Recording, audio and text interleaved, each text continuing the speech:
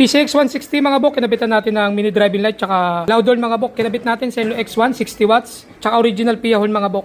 Pinagana pa rin natin yung stock na busina mga bok, kaya dual horn na siya mga bok.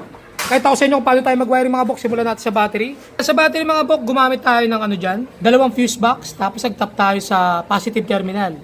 Gumamit tayo ng automotive terminal, tapos hininang natin yan mga bok. Yan mga bok, nakahinang yan. Kaya walang loose connection yan.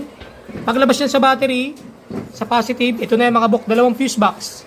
H, horn, MD mini driving light, para hindi nag-aagawan ng kuryente. Tapos kung saan yung gapang ni Honda, yun, sa likod.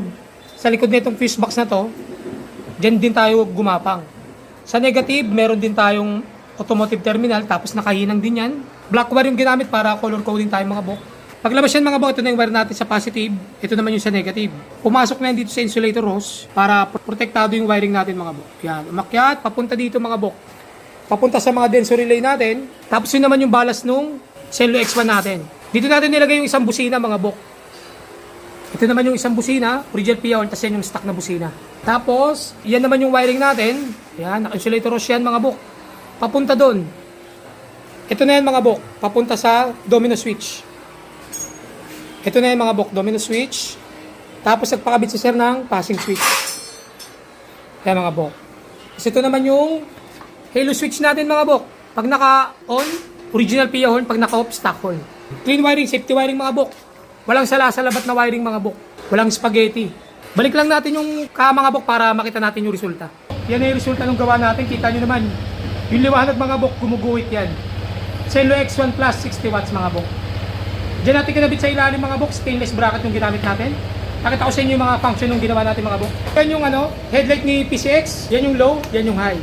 So MDL tayo mga bok. Low natin kulay puti. Tapos winide natin yan. Kita nyo mga bok, alas 2 ng tanghali yan, pero kita nyo liwanag. Talagang ang layo ng diferensya dun sa stock. Low puti, high pinagsamang puti tsaka dilaw. Winide din natin yan mga bok. Pakita ko sa inyo. Yan mga bok, malayo yung sakop niyan mga bok. Passing tayo, dilaw lang. Low tayo, may passing pa rin yan mga bok. Alright. So busina tayo mga bok. Halo switch, pag hindi nakalubog, hindi naka-on, stock na busina lang yan mga bok. On natin. Pag nakalubog na yan, original PIA horn yan, di nagpakabit si sir ng combo lights. Umiilaw din yan mga bok pag bumubusina ka. Sumasabay din yan mga bok. Clean wiring, safety wiring yan, yung pinopromote natin dito sa Motopok Garage mga bok. Sa mga gusto magpagawa mga bok, message lang kayo Motopok Garage Facebook page para may schedule natin mapapagawa nyo mga bok, okay?